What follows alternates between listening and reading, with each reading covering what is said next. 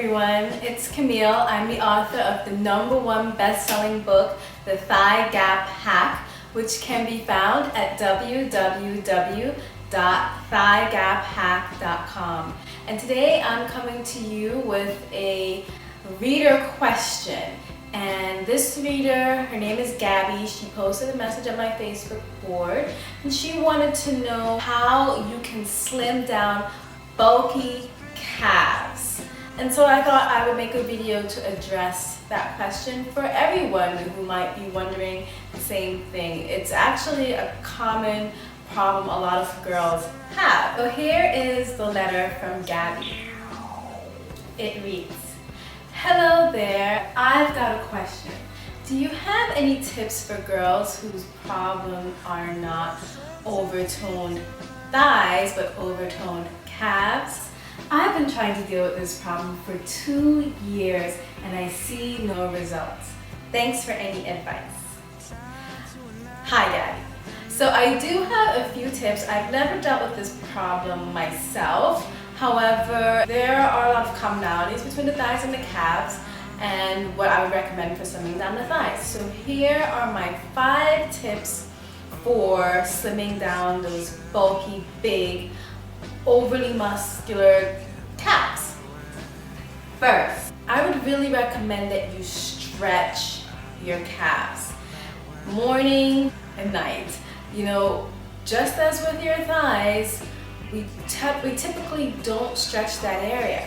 And so I would recommend 15 to 20 minutes as soon as you wake up, right before you go to bed, another 15 to 20 minutes. Just incorporate it into your stretching routine when you're stretching out your thighs, because it's going to help overall with giving you that very lengthened and long look that most women covet. So go ahead and look up some exercises on the internet and do that. You should see some result. The second thing that I would recommend you do is to try a body wrap. You know, you can either buy one or you can do a DIY one. You get saran wrap and some type of fabric to wrap around it so that you're sweating out the area. You can combine that with going to the sauna 1 to 2 times per week. And what you're working on, as I've covered in previous videos, is releasing the fluid, the water that may be built up and trapped in there. Third is massaging the area. And you want to use some type of oil so that you're not bruising yourself or causing any type of abrasion to the skin. And really knead the area. Knead it like dough. You're trying to break up any fluid, any fat in the area, and increase some blood flow to the area. You want to increase the blood circulation to the calf. So do that every single day. You know, do it for like 5 to 10 minutes for each calf, and really just make sure that you're working that area. The fourth thing that I would recommend you doing is to stop, if you're doing this right now, stop training the calves. Like, you don't have to be doing HIIT, and if you're doing sprints and if you're cycling and doing these very high intensity type workouts, then you're contributing to the muscle getting larger.